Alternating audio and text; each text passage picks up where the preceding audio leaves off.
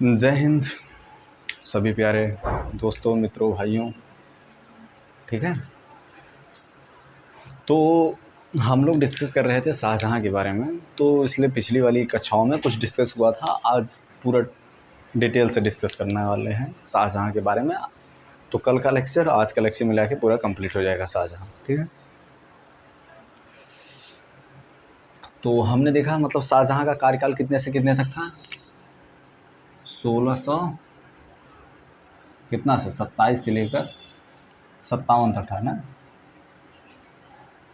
ये गड़बड़ है। इनका कार्यकाल कितने से लेकर कितने तक था। तो इनके बाद 1627 से लेकर जहांगीर आए थे, फिर उसके बाद 1666 1658 में इनकी मृत्यु हो गई थी। 1657 में हो गया और 1600 कितने में हुए थे, 27 में हुए थे।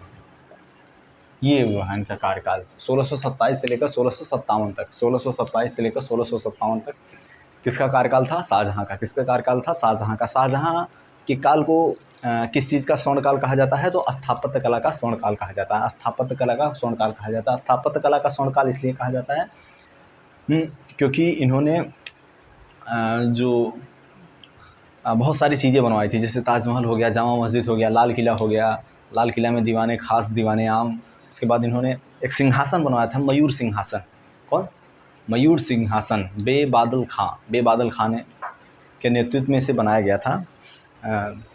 मयूर सिंहासन। मयूर सिंहासन एक ऐसा सिंहासन होता है जिससे मतलब जाहिर सी बात है कुर्सी लगा हुआ है। आप लोगों ने देखा होगा, मतलब शादी उदी में गए होगे तो कभी दूल्हे वाले को बैठने के लिए एक वीआईपी चेयर लगती है, उसकी पीछे ऐसे मोर के पंख ऐसे सब लगे होते हैं। उसमें इन्होंने कोहिनूर का हीरा लगवाया था, कोहिनूर का हीरा। तो मयूर सिंहासन में क्या लगा था, कोहिनूर का हीरा। ठीक है, उसी पे ये विराजमान बैठते थे शाहजहाँ। ठीक है, बाद में उसको मोहम्मद शाह रंगीला के कार्यकाल में उसे नादिर शाह ने आक्रमण करके जीत लिया था। ठीक है, तो उसे मयूर सिंहासन का निर्माण किसने करवाया था, शाहजहाँ ने करवाया था। मयूर सिंहासन का निर्माण किसने करवाया था, शाहजहाँ ने करवाया था। किसने किया था, बेबादल खां।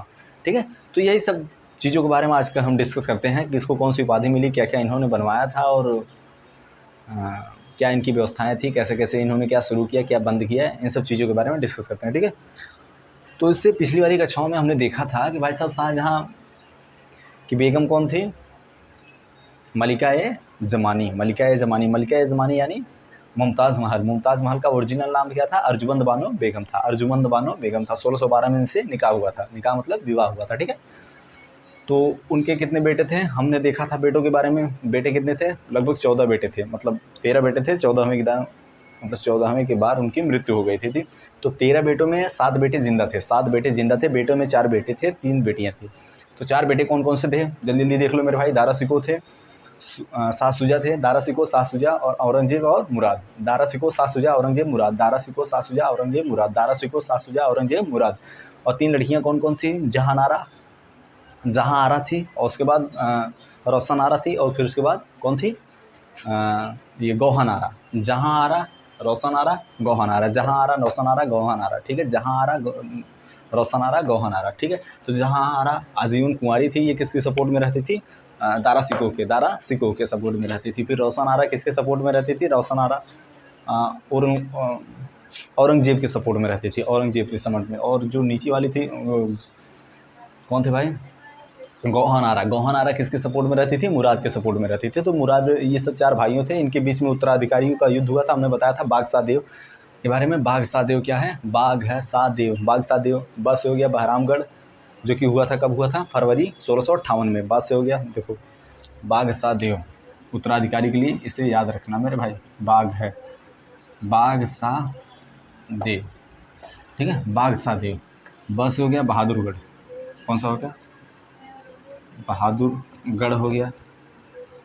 ठीक है, फिर हो गया घरमठ। फिर उसके बाद सामूगढ़ हो गया। कौन सा हो गया सर से, सामूगढ़। और फिर उसके बाद देवराय। ठीक है, कौन सा हो गया, देश से हो गया देवराय। ठीक है, तो बहादुरगढ़, बहादुरगढ़, घरमठ, सामूगढ़, देवराय। बहादुरगढ़, घरमठ, सामूगढ़, देवराय। ये कौन सा है, ये ट्रिक है उत्तराधिकारी का। ठीक है, तो 1657 में जब 1857 नहीं, वो क्रांति थी, ठीक है। ये 1657 में जब जहांगीर की तबीयत शाहजहाँ की तबीयत ख़राब हुई तो लोगों को लगा कि अब सरदार नहीं रहेंगे, अब चल दिए, तो इनको रखा गया। तो पूरे दरबार में मतलब हल्ला मच गया कि भाई साहब शाहजहाँ चले गए, शाहजहाँ चले गए, शाहजहाँ मर गए, ठीक है। तो इनके बेटों में क्या हुआ, युद्ध छिड़ गया। किसके लिए? उत्तराधिकारी के लिए। बेटों में युद्ध छिड़ा किसके लिए? उत्तराधिकारी के लिए। उत्तराधिकारियों का ट्रिक जो था युद्ध का वो क्या है? बागसा देव। बागसा देव, ब से हो गया बहादुरगढ़, घ से हो गया घरमट का, स से हो गया सामूगढ़, उसके बाद देव से हो गया देवराय, ठीक है। तो बहादुरगढ़ में कौन कौन से लड़ा थे? कौन कौन लड़ा थे? देखिए, जो शाहजहाँ थे उनके बेटे थे 4, ठीक है। हमने बताया कौन? दारा शिकोह, शाह शुजा, औरंगजेब, मुराद। तो वो चाहते थे कि हमारा जो सबसे बड़ा बेटा है यानी दारा शिकोह, जो कि बहुत काबिल था, वो उन्होंने क्या बहुत सारे उपनिषेदों को और वेदों को और महाभारत को, रामायणों को सर अकबरी के तहत अनुवाद कराया था फारसी में, ठीक है। तो जो कि बहुत मतलब थोड़ा सही पर्सन था। उसको ये चाहते थे, शाहजहाँ चाहते थे कौन? बड़ा बेटा इनका दारा शिकोह क्या बने? उत्तराधिकारी बने। बाकी और सब बेटे थे भाई, 3 और थे, तो जाहिर सी बात है विरोध होना लाजमी है, ठीक है। तो बहादुरगढ़ का युद्ध हुआ। बहादुरगढ़ का युद्ध हुआ। बहादुरगढ़ के युद्ध में देखो, हमने इस कल वाले क्लास में पूरा ऐसा बताए थे, बस आज आपको रिवाइज करवा रहे हैं, बस, ठीक है। ये हो गया हमारा इंडिया भैया, ठीक है। और उसके बाद ये ऐसे ऐसे,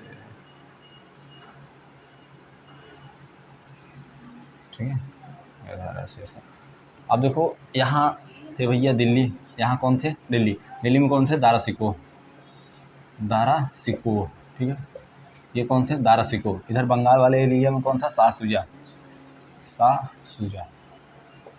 और इधर एरिया में कौन था? मुराद। कौन थे? मुराद। और इधर एरिया दक्षिण भारत में कौन थे? औरंगजेब, ठीक है। देखो, इधर दिल्ली के आसपास कौन थे? दारा शिकोह। दिल्ली के आसपास कौन थे? दारा शिकोह। मुराद कहाँ थे? इधर।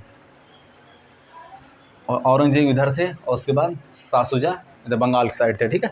दक्षिण भारत में औरंगजेब थे। तो अब युद्ध छिड़ा, तो सबसे पहले कौन सा युद्ध हुआ था? बहादुरगढ़ का युद्ध। तो बहादुरगढ़ के युद्ध में इनके बेटे थे, दारा शिकोह के बेटे कौन थे? सुलेमान। यहाँ से सुलेमान और यहाँ से शाह शुजा के बीच में युद्ध हुआ। तो जो बहादुरगढ़ का युद्ध था फरवरी 1658 में, फरवरी 1658 में मेरे भाई हर 2-2 महीने पे युद्ध हुए हैं। तो प्रथम बहादुरगढ़ का जो युद्ध था इनके बेटे सुलेमान और शाह शुजा के बीच में हुआ, जिसमें शाह शुजा हार गए, ठीक है। शाह शुजा पराजित हो गए। अब दूसरा युद्ध कौन सा है? घरमट का युद्ध। तो ये फरवरी में हुआ था, मार्च अप्रैल में ये हुआ। अप्रैल 1658 में घरमट का युद्ध हुआ। कौन सा युद्ध? घरमट का युद्ध, ठीक है। तो वो किसके बीच में हुआ? मुराद और ये क्या बोलते हैं? औरंगजेब। ये दोनों एक हो गए, ठीक है। ये और ये दोनों एक हो गए, और किस पे हमला कर दिए? दारा शिकोह पे। दारा शिकोह पे। तो घरमट के युद्ध में मुराद और औरंगजेब एक थे, और किस पे हमला कर दिए? दारा शिकोह पे, जिसमें दारा शिकोह पराजित हो गए, हार गए, ठीक है। फिर उसके बाद कौन सा युद्ध हुआ? सामूगढ़ का युद्ध। फिर 2 महीने बाद अप्रैल, मई, जून में ये हुआ। अब जून में सामूगढ़ का युद्ध हुआ, फिर से दारा शिकोह वापस आ गए।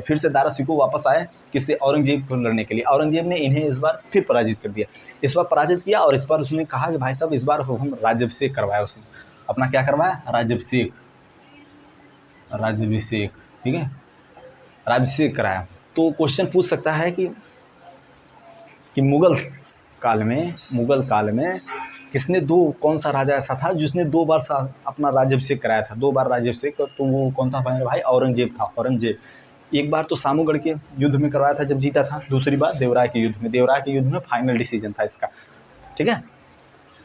तो फिर उसके बाद अब देखो सामूगढ़ का बच्चे क्या है? सामूगढ़ का युद्ध 1 साल बाद हुआ था, 1659 में, ठीक है, 1659 में। तो अब देवराय का युद्ध हुआ, इसमें सारे लोगों को इन्होंने ख़त्म कर दिया, ठीक है। बाद में इनके ऊपर विद्रोह का केस लगा के इनके फांसी दिलवा दिया, और इनका रास्ता क्लियर हो गया। अब ये शासन के लिए रेडी हो गया औरंगजेब, ठीक है।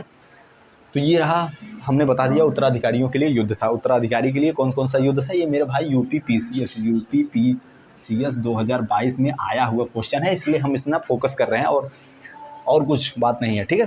तो ये ट्रिक याद करना, बागशाह देव और कोई दिक्कत ना होगी। ठीक है, अब आगे चलते हैं हम लोग।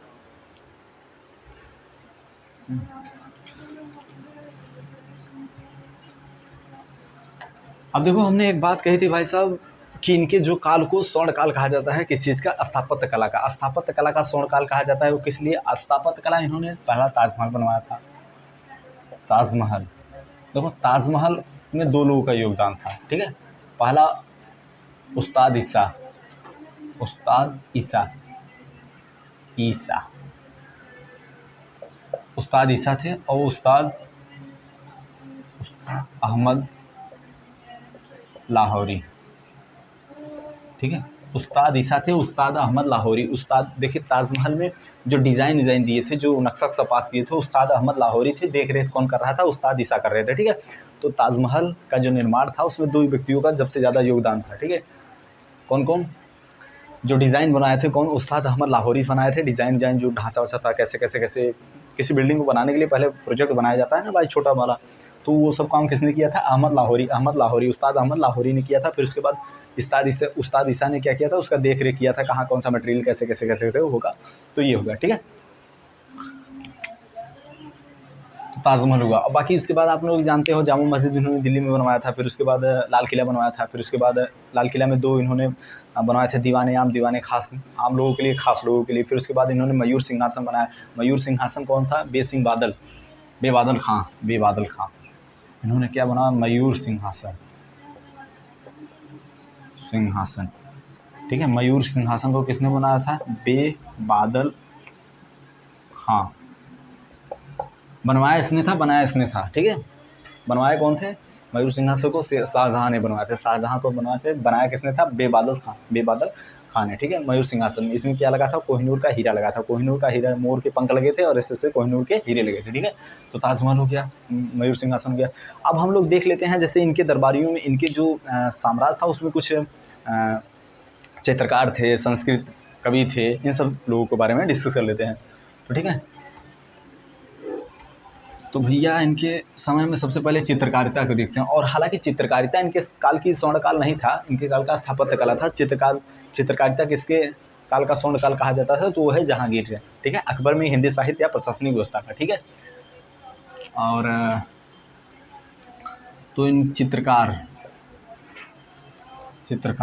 कौन कौन से हैं? चित्रकार, तो जो दो चित्रकार इनके समय में बहुत ही फेमस थे। दो चित्रकार इनके समय में बहुत ही फेमस थे। कौन से थे भैया? मोहम्मद फ़कीर, मोहम्मद फ़कीर थे, मोहम्मद फ़कीर थे, और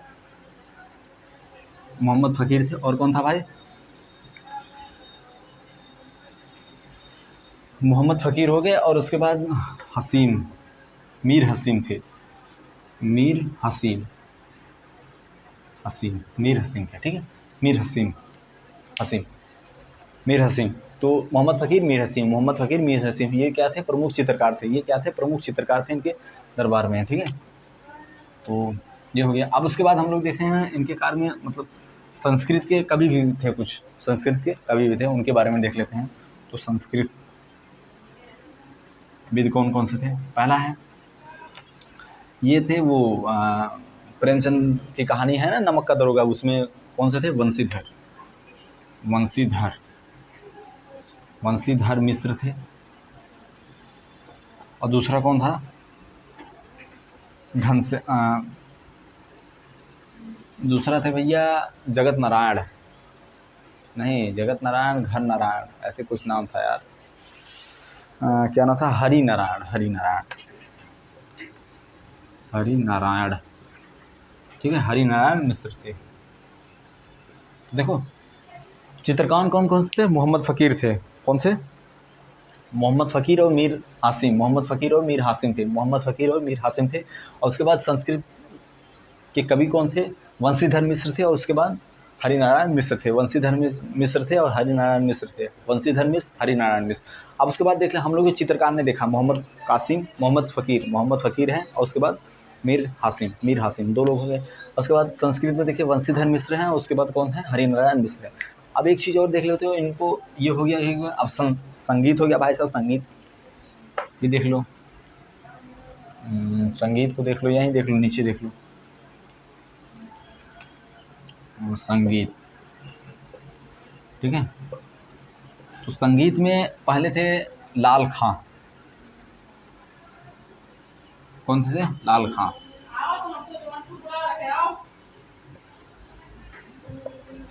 लाल खां, लाल खां को कौन सी उपाधि दिया था इन्होंने? गुड़ समुंदर दिया था। क्या था? गुड़ समुंदर। गुड़ समंदर, समंदर।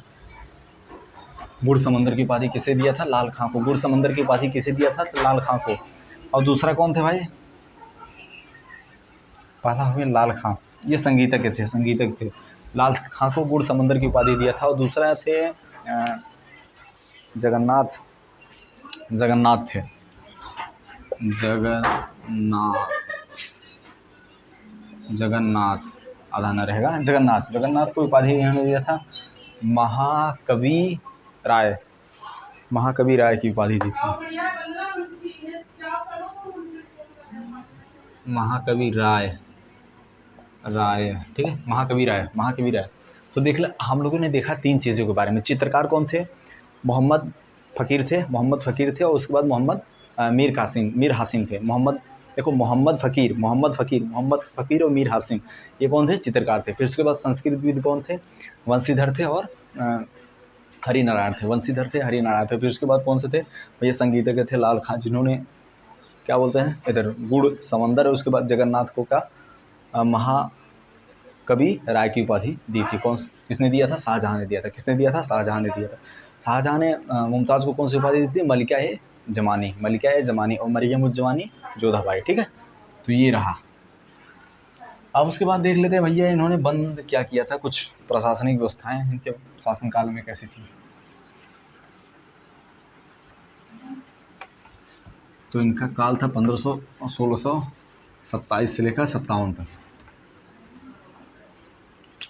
1627 से लेकर 1657 तक। ठीक है, इनकी मृत्यु हुई थी 1666 में।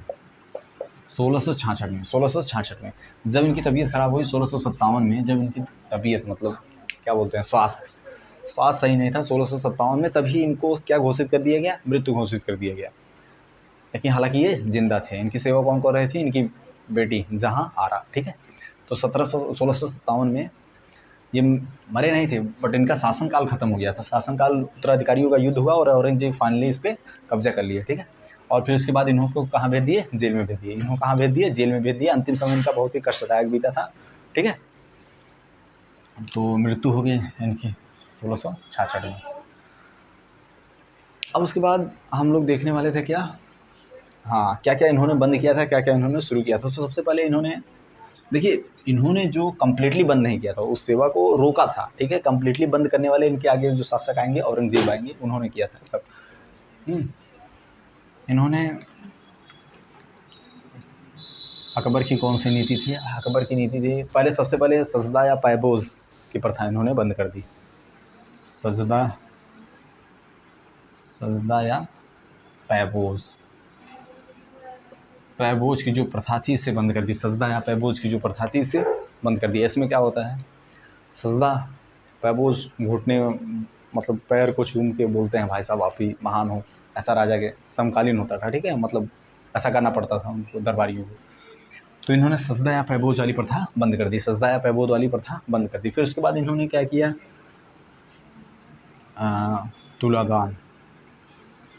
तुलादान की व्यवस्था पर रोक लगा दिया। ठीक है, रोक लगा दिया। तुलादान की व्यवस्था क्या होती है भाई साहब? जिस दिन राजा का बर्थडे हो, राजा का बर्थडे यानी बर्थडे, ठीक है, राजा जिस दिन पैदा हो उस दिन वो सब क्या करते थे? तुला से मतलब हो गया तराजू। देखो यहाँ समझो, तुला से हो गया तराजू, दान से हो गया दान। तो एक साइड वो राजा खुद बैठते थे, एक साइड पूरा सोना चांदी जितना होता था उस पर वजन के बराबर किसको दान दिया जाता था? गरीबों को। ठीक है, तो ये कौन सी व्यवस्था थी? तुलादान व्यवस्था। हालांकि इनके प्रशासनिक सेवा काल में सब ताजमहल में खर्च हो गया था, कुछ बचा ही नहीं था, तो कहाँ से दान देंगे। ठीक है, फिर उसके बाद क्या होता है? ये होता है झरोखा दर्शन। ठीक है, ये क्या हो गया? झरोखा दर्शन। झरोखा दर्शन क्या होता है? एक्चुअली जो बड़े बड़े सेलिब्रिटीज़ होते हैं वो सब क्या होते हैं, उनका जो घर होता है उस पे बालकनी में जाके ऐसे हाय हाय बोलते हैं ना, हेलो हाय, सब लोग मिलने जाते हैं। जैसे इसमें सबसे फेमस हैं शाहरुख खान, जो कि उनका घर है ना कहाँ, जन्नत या मन्नत ऐसे कुछ करके है, मन्नत, ठीक है। तो उस समय ऐसे राजा भी अपने बालकनी में आते थे और उसके बाद hello guys, how are you, ऐसे बोलते थे फारसी में, ठीक है। तो उसके बाद वो जो जिसकी समस्या होती थी उसकी सुनी जाती थी, रानी बोलती थी हाउ दिखाओ दिखाओ, अरे भैया का भाई, ऐसा कुछ किया जाता है, ठीक है। तो झरोखा दर्शन को बंद किए, क्योंकि झरोखा दर्शन भाई साहब मुमताज़ तो थी नहीं, अब अकेले राजा साहब को मज़ा नहीं आता था, ठीक है। हालांकि इनके पास रानियाँ भी बहुत थी, बट सबकी पसंद अलग अलग होती है, ठीक है। झरोखा दर्शन इन्होंने बंद कर दिया, मतलब कंप्लीटली तो औरंगजेब ने बंद किया था, इन्होंने रोक लगा दिया, भाई साहब ये सब फालतू व्यवस्था जाने दो। तुलादान व्यवस्था पे रोक लगा दिया, सजदा पैबोज पे रोक लगा दिया। फिर इन्होंने अकबर द्वारा चलाया गया इलाही संवत क्या होता था, एक कैलेंडर होता था, एक कैलेंडर होता था। इलाही संवत क्या होता था, एक कैलेंडर होता था, जैसे हम लोग का ग्रेगियन कैलेंडर होता है, उसी तरह इलाही संवत एक कैलेंडर था जो कि अकबर ने शुरू किया था। उसमें क्या था, अकबर जब शासनकाल पे बैठे थे तो उस समय से स्टार्ट होता था समय, ठीक है। तो ये क्या हो गया, इलाही संवत को इन्होंने बंद करके हिजरी संवत लाया था। कौन सा, हिजरी संवत, एक नया कैलेंडर हिजरी संवत, ठीक है। इलाही कैलेंडर को बंद करके, इलाही संवत को बंद करके इन्होंने हिजरी संवत की व्यवस्था लाई थी, ठीक है। ये हो गया। और क्या है भैया, हाँ और तो कुछ बचा नहीं है। एक इतिहासकार है भैया लेनपुल। कौन है, लेनपुल। क्या आपको पता है इतिहासकार लेनपुल ने हुमायूं के बारे में क्या कहा था?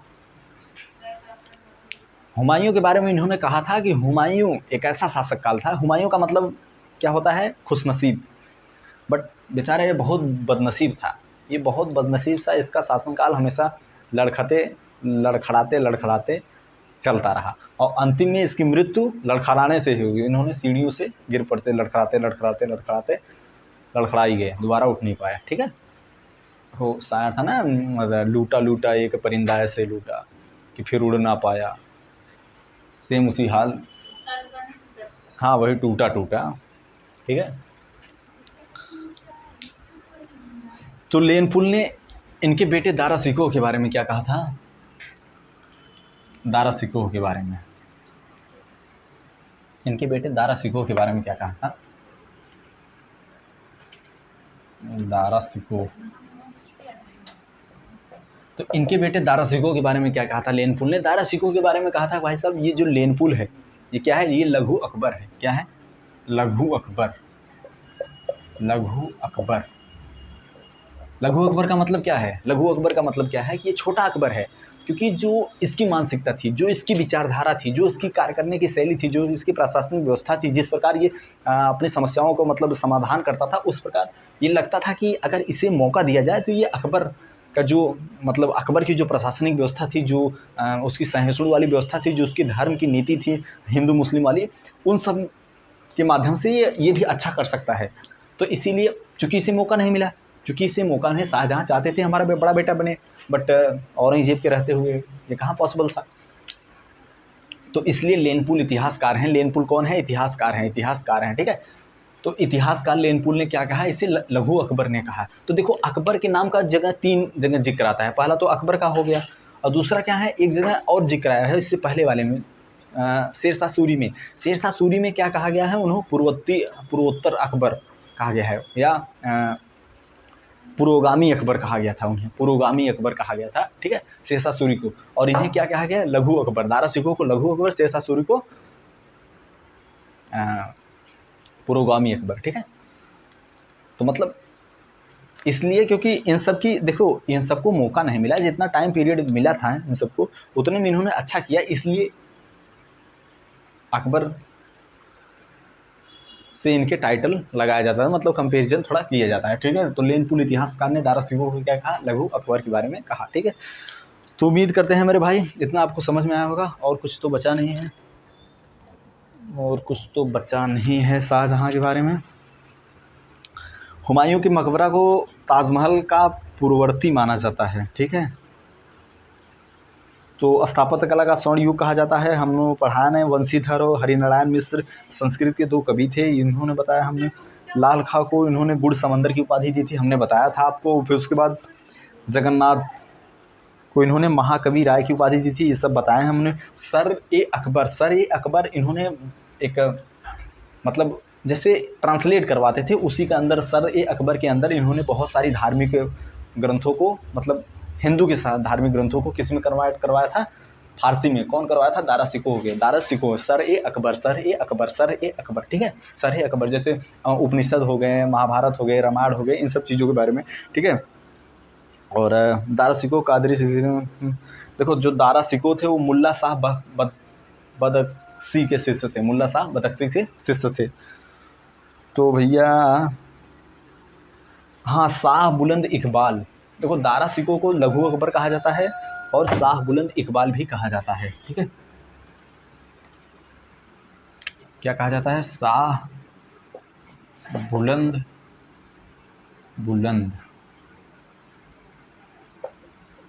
इकबाल, ठीक है, शाह बुलंद इकबाल। शाह बुलंद इकबाल किसे कहा जाता है? दारा सिकोह को। और क्या कहा जाता है? लघु अकबर कहा जाता है, लघु अकबर कहा जाता है, ठीक है। हाँ, तो इनका शासनकाल कब खत्म हो गया? 1657 में। 1657 में। हालांकि इनकी मृत्यु कब हुई थी? 1666 में। तो अंतिम के मतलब 66, 57, 3 ये हो गया, 6-9 साल लगभग बाद इनकी मृत्यु हुई। तो 9 साल इन्होंने कहाँ काटे थे? जेल में काटे थे, ठीक है। बहुत कष्टदायक समय था ये, ताजमहल को देख के जीना मरना ये सब, ठीक है। कुछ ऐसा ही कुछ इनके साथ भी हुआ था। तो उम्मीद करते हैं आपको समझ में आया होगा। फिर से अगली वाली क्लास में हम लोग औरंगजेब के बारे में डिस्कस करेंगे। फिर उसके बाद हमारा मुगल पीरियड समाप्त हो गया, फिर उसको उत्तर मुगल पीरियड के बारे में हम लोग डिस्कस करेंगे। तो उम्मीद करते हैं आपको समझ में आया होगा। जय हिंद, जय भारत मेरे दोस्त, मिलते हैं नेक्स्ट वीडियो में।